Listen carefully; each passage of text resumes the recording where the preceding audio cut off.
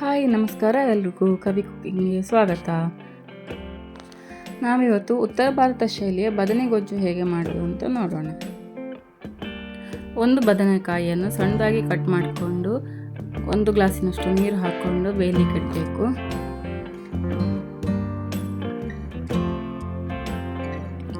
ಬದನೆ ಚೆನ್ನಾಗಿ ಬೇಯಬೇಕು.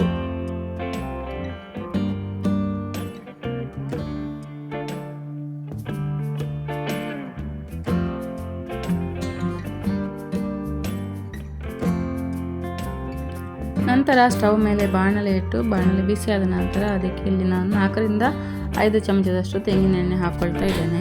ನಂತರ ಅರ್ಧ ಚಮಚದಷ್ಟು ಜೀರಿಗೆ ಹಾಕ್ಕೊಳ್ಬೇಕು. ನಂತರ ಚೆನ್ನಾಗಿ ಫ್ರೈ ಮಾಡಿಕೊಳ್ಬೇಕು. 1/4 ಚಮಚದಷ್ಟು ಇಂಗು ಹಾಕ್ಕೊಳ್ಬೇಕು. 5 ರಿಂದ 6 ಆಗುವಷ್ಟು ಬೆಳ್ಳುಳ್ಳಿನ ಸಿಪ್ಪೆ ತೆಗೆದು ಜಜ್ಜಿ ಹಾಕ್ಕೊಳ್ಬೇಕು. ನಂತರ ಚೆನ್ನಾಗಿ ಫ್ರೈ ಮಾಡಿಕೊಳ್ಬೇಕು.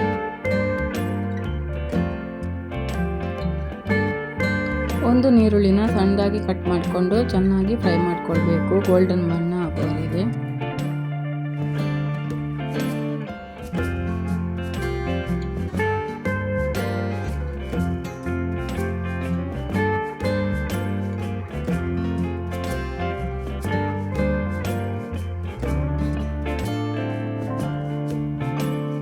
ತುರಿದಿಟ್ಟ ಶುಂಠಿನ ಸಹ ಹಾಕಿ ಚೆನ್ನಾಗಿ ಫ್ರೈ ಮಾಡಿಕೊಳ್ಬೇಕು. ನಂತರ ಇದಕ್ಕೆ ಸಣ್ಣದಾಗಿ ಕಟ್ ಮಾಡಿರುವಂತಹ 2 ಟೊಮೆಟೊನ ಹಾಕಿ ಚೆನ್ನಾಗಿ ಮಿಕ್ಸ್ ಮಾಡಿಕೊಳ್ಬೇಕು.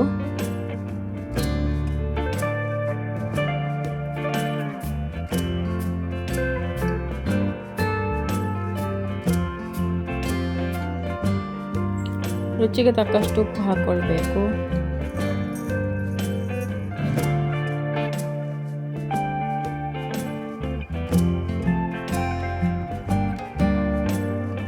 ಕಾಲು ಚಮಚದಷ್ಟು ಅರಿಶಿನ ಪುಡಿನ ಸಹ ಸೇರಿಸ್ಕೊಳ್ಬೇಕು.